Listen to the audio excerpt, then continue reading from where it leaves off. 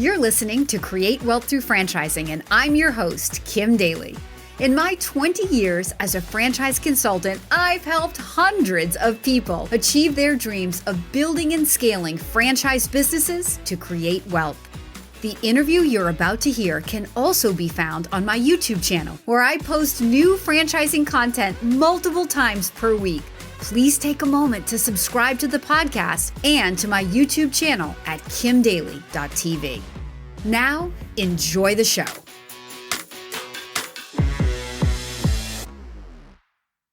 Welcome back to the Daily Coach YouTube channel, or kimdaly.tv.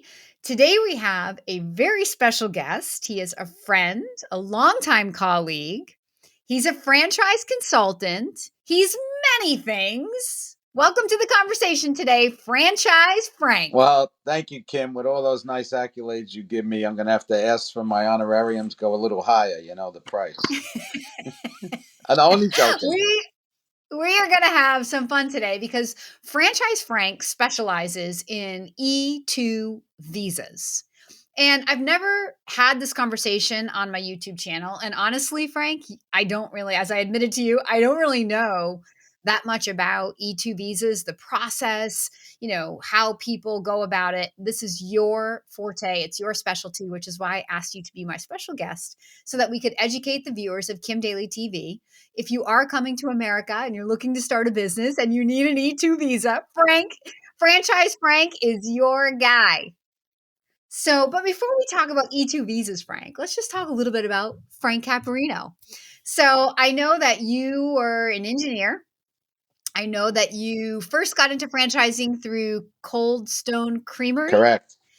And you are a multi-unit My Salon Suite franchisee today, in addition to being a franchise consultant. So tell the viewers of Kim Daly TV your amazing story. Well, I came back to San Diego because my first business in 1986, a while ago, was the Defense Department. So you had to live in either Norfolk or San Diego. My accent's obviously a little east of San Diego, you can tell. But I met my wife in Norfolk, the other Navy town, and we got married in 5 weeks. That's 41 years ago. And we traveled the world. And then I started a business and said, it's a defense business, so it's got to be San Diego or Norfolk. So we picked what we heard was great. We've loved it for all these 36 years. Well, then my wife was an RN. I said, she has a lot of stress. And she said, well, buy me a Cold Stone Creamery. That was 1996. Then I got my first SBA loan in my life, and then I got 7 more, and all of a sudden I had 8 Cold Stone Creameries, right? So that's over a 15-year period. And then the recession came in 2008, and I started selling out. It was a horrible time to sell ice cream. So here I am. I had so much. Wait, is ice cream really not recession resistant, Frank? No, because you're in the power business. Remember, we always got to define what business we're in. If you have an ice cream store, you're in the power business because people can get ice cream in the grocery store in a recession, right? So they stop coming to you because it's more expensive and they can't afford that during a recession. So I found out you got to define what business you're in. Who are your customers? In ice cream, the kids are your customers. So when they go to school, your business shuts down. You only make money in the summer because mom and dad brings the kids in. But the kids really tell mom and dad, let's go in. But how did I get into immigration? Because some of the networking groups I was in during this thing, the reason I got into franchising is because getting in a beautiful group like Franchoice that you're in is because somebody said to me, you should become a franchise consultant. And I didn't even know what it was because I was on the web trying to charge people to pick a franchise for them. And I go, that doesn't work. Your competition doesn't charge. That's why I'm in Franchoice now. And I was so lucky to have somebody introduce me. And it's been a great 10 years. I just love it. If it wasn't at my age, I'd be at Walmart saying, welcome to Walmart if it wasn't for Franchoice. So, and then I also teach a franchise management course at San Diego State that a friend of mine who I knew, he knew I have a lot of franchise background. He knew I had a master's degree in finance. So he asked if I want to teach at San Diego State. And I said, does my mother cook spaghetti? And we did it. I've been doing that for 7 years now. And she cooks spaghetti because you're from New York. Anyway, that's the encapsulation, Kim. So I love it. Well, you left out the part about your salon suites. How did you so you sold out your 8 Cold Stone Creameries, and then what did you do? okay, and You then became a doing consultant. Fran Choice. But what does Fran Choice open to you? What do you and I do? We open people to an inventory of products or franchises that they've never heard of or seen before. And I was so impressed with after having 150 teenagers working for me in the summer in Cold Stone. I hated it.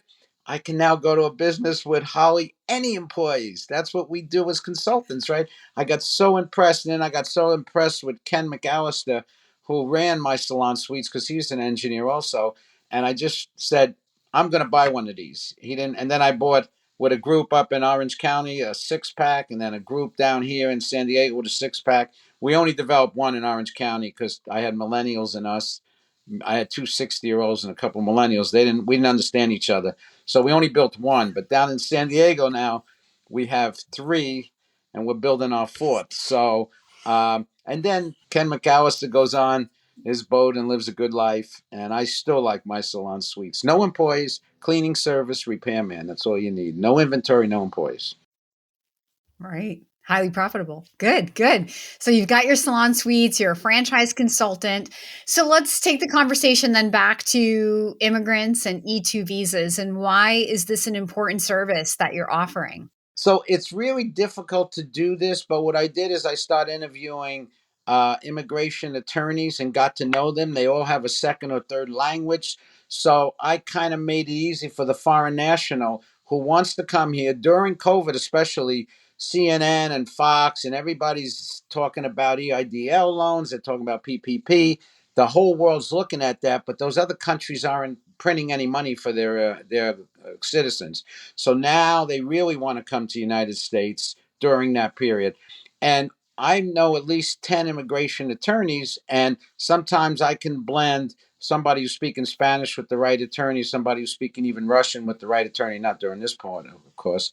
But it really worked. And then the immigration attorneys, if I get to know them really well, I love when they say, go see Frank first. When you get a business, come back. Then I'll do my paperwork. Because an E-2 visa, you have to have a business in the front, and you have to know what the immigration attorney likes. Sometimes they like only 100 grand. Sometimes they want 250 grand spent. Because you know what an immigration attorney is? He's an RFP proposal writer. That's what he does. He writes the proposal to the State Department, and some get like you spend 100 grand, some want you to spend 250, and then I have to interview all the franchisors and see who likes E2 visas. You know that, Kim. They don't all like it because the paperwork is harder. It takes longer, but the demand is there. Those customers are so loyal to me that when we have domestic clients, they might be talking to three brokers. I mean, you put them in line. I've been too easy with them. So, and they cheat on you. So, I mean, but the foreign, My candidates do not cheat on me, Frank. If they cheat, I, they're out. I don't have no, I'm time for that kidding. I'm not doing nonsense. that. It's my way or the highway. I'm just I kidding. love it. I love it. But they don't. They don't. They don't. Yeah, the foreign national's loyal because you're helping them get into the states. That's why I like it. But you got to do local too because it takes too long to get them done. But they're going to be there. They're going to try to get it done. So you mentioned that with an E-2 visa, there is certain financial parameters that are in place. So, and that it really is per the attorney that you're using. It's not a state recommendation or a federal recommendation. No, no, because they know this. They know the office down to the office or the person that they write to.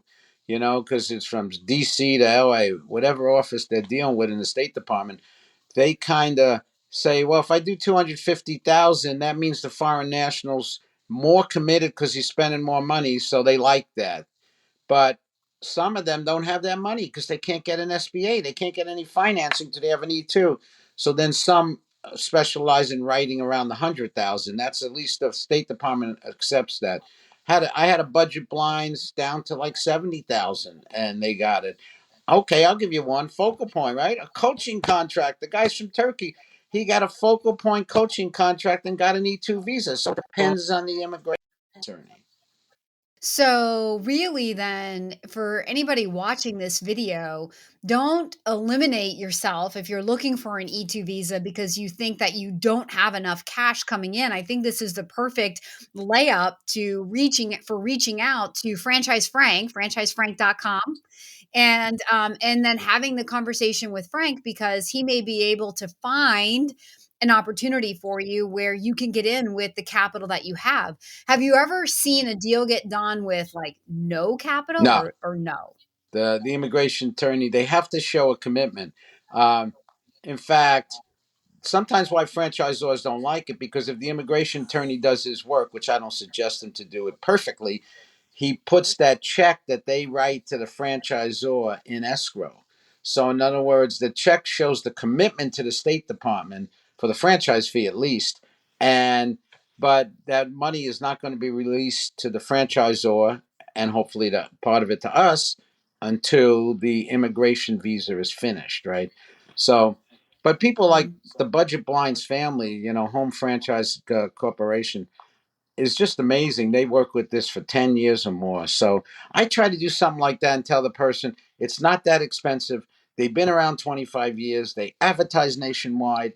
This is the one you want to start with. And if not, we have other ones. I have at least 20 people that do E2s, and you know them also.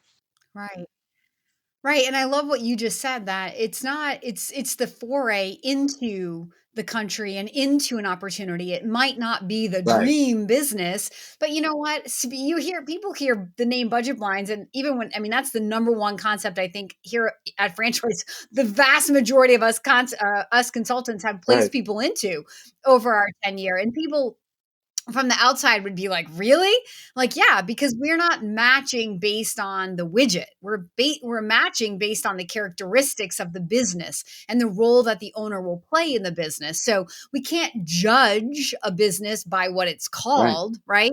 Frank owned a Cold Stone Creamery, but what did he really say? He was in the power business, and what I heard him say was he had 150 employees working for him. Teenage employees nonetheless, right? So he was really in like a staffing organization and paying a huge power bill. So it had nothing to do with Cold Stone ice cream, right? right. Right, Great. I Frank? love that. I always said ice cream is what you got into, but behind the counter, every business is the same. And your state and federal requirements and health department requirements are the worst part of it. Exactly. And that's, I mean, a good franchise consultant is matching on goals, like your vision for your life and what you want to achieve, using the business as the vehicle that's going to drive your life to some new outcome, and then matching on the characteristics. So, the owner that you want to be, the role you want to play, the time commitment you want to put in, the type of people you want to create jobs for and be managing, the environment you want to walk into every day, right? Because it's those characteristics that ultimately enable somebody to go on to become a satisfied and fulfilled business owner, Correct. right? It's not the, oh, I own a budget blinds. No, what, right? No one ever woke up and said that, but there's 900 franchise owners in budget blinds who would tell you that's their dream That's true. business. And for some of you, as Frank was saying, it's not the dream business, but it's the first I've business. had people It I've gets you into had the very country. wealthy people from Mexico City. That's one of my biggest sources. Come in and love my salon suites. They come to San Diego, they walk them, and they go, "How can we do this?" Well, you need two employees. That's number one. You need two employees to get a visa. So I said, where I have a 1099 cleaning guy and I have a 1099 repair guy, make them your employees. So I even get them excited over things they wouldn't even think about doing, right? So, Right. So Frank knows all the tricks. I mean, that's what an expert coach is here to do, right? You don't have to reinvent the wheel. You have somebody like Frank. I mean, I know a lot about franchising. I know nothing about E2 visas in this process, which is why I wanted to bring my friend on. I always tell people I may not know the answer to every question you ask me, but I guarantee you I know somebody who does. And this is my somebody for the E2 visa conversation. So, Frank, is there anything else you want to share about the process, about even finding that immigration attorney? Which comes first, the chicken or the egg, Frank or the immigration attorney? Anything else you want to well, mention? usually they pick their own immigration attorney, and then he refers them to me if I've already know that immigration attorney. But they can go the other way too. If they've seen this, come to me because I know at least 10 I work with all the time, and I can even match your language, right? My most interesting story lately, and I feel sorry for the individual and his family, was Sri Lanka. Sri Lanka, I had a person that they're getting 25% inflation rate right now, and the government's shutting off the power 12 hours a day because of problems in the government. And he was telling me his exchange rate, and I was tracking that for him. Uh, Sri Lanka rupees to the dollar was 280 when I started talking to him. 3 months later, it was 400 to 1. He was losing his assets and he had to drop out. I felt so sorry for him. He said, I'll come back to you, but I hope they fix that country. So, since I was an international person for years living overseas, it really works that I like to talk to people internationally also, right? What a wealth of knowledge you are on a subject that I can probably guarantee not too many franchise consultants know too much about. So you heard it here, right here on Kim Daily TV. We're going to leave the contact information for Frank in the description below or on the screen. Frank, in parting, thank you so much for being my special guest today and educating the viewers of Kim Daily TV on E-2 visas. Thank you, Kim. It was a pleasure. Thank you. And until next time, if Franchise Frank is not your guy, then you know that I want to be your daily coach.